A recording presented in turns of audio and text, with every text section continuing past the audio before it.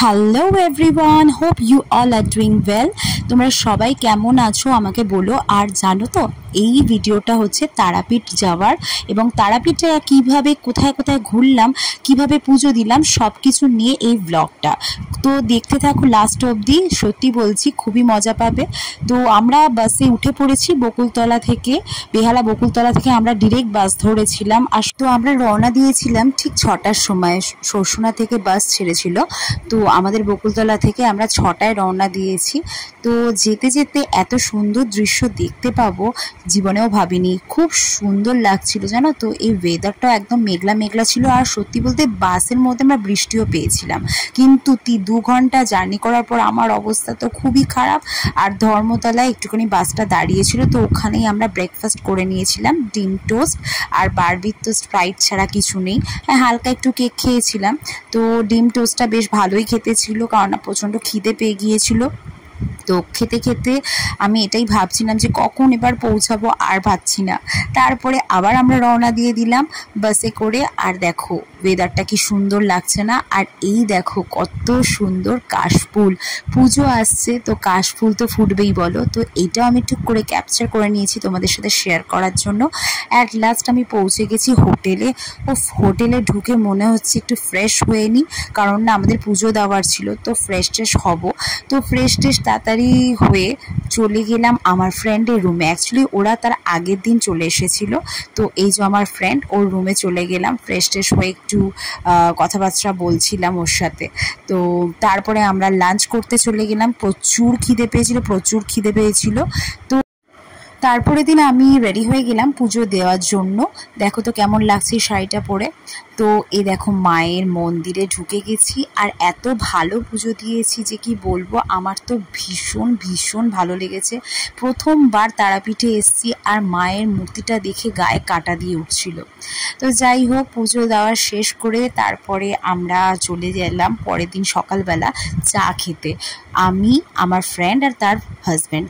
আর আমার হাজব্যান্ড আর আমার মেয়ে তো ঘুমাচ্ছিল। তো যাই হোক, চাটা খেয়ে বেশ ফ্রেশ লাগছিল। ফ্রেশ ট্রেশ হয়ে আমরা বোলপুরের উদ্দেশ্যে বেরিয়ে গেলাম। এখানে অনেক অনেক মন্দিরও আছে আশেপাশে, সব কিছুই দেখাবো। তো দেখো এখানে আমার শাশুড়ি আর সামনে শ্বশুর বসেছিল। তো ওরা সবাই মিলে এতটাই গল্প করছে, এতটাই মজা করছে যে ভীষণ ভীষণ ভালো লাগছিল এই সিচুয়েশনটা। তারপরে তো আমরা রওনা হয়ে গিয়েছি বোলপুরের উদ্দেশ্য। তো উদ্দেশ্যটা ছিল আমাদের বোলপুর শান্তিনিকেতন আর আরও অনেক ওখানকার মন্দির দেখার। তো সেগুলো তোমাদের সব কিছুই শেয়ার করব। দেখো কি সুন্দর দুপাশে গ্রিনারি। আর এটা হচ্ছে ময়ূরাক্ষী নদী। ময়ূরাক্ষী নদীর দুপাশে নদীটা ছিল, আর মাঝখান দিয়ে একটা রাস্তা ছিল, সরু রাস্তা। তো সত্যি বলতে খুবই ভয় লাগছিল যদি পড়ে যাই। তো যাই হোক, এটাও একটা ভালো এক্সপিরিয়েন্স হয়ে গেল। আর এই ময়ূরাক্ষী নদীটা বেশ বেশ সুন্দর লাগছিল দেখতে।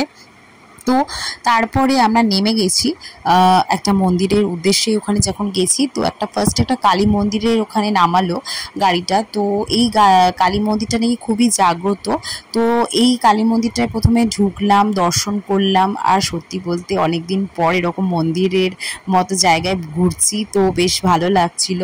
তো এই দেখো, এটা হচ্ছে ঠাকুর।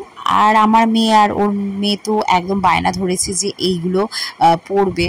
তো আমি বললাম ঠিক আছে চল, একবারই তো এখানে আসা হয়েছে, পড়াই যায়। তো দেখো কি সুন্দরভাবে পড়িয়ে দিচ্ছে। আর এদের দুজনকে দেখো পুরো জমজ লাগছে না? দুজনেই একই ড্রেস অর্ডার করে কিনেছে আর একই ড্রেস পরে মজা করছে। তো যাই হোক, এই দেখো মন্দিরটা কি সুন্দর। এখানকার মন্দিরগুলো দেখেছো? আমার তো বেশ সুন্দর লাগছিল দেখতে।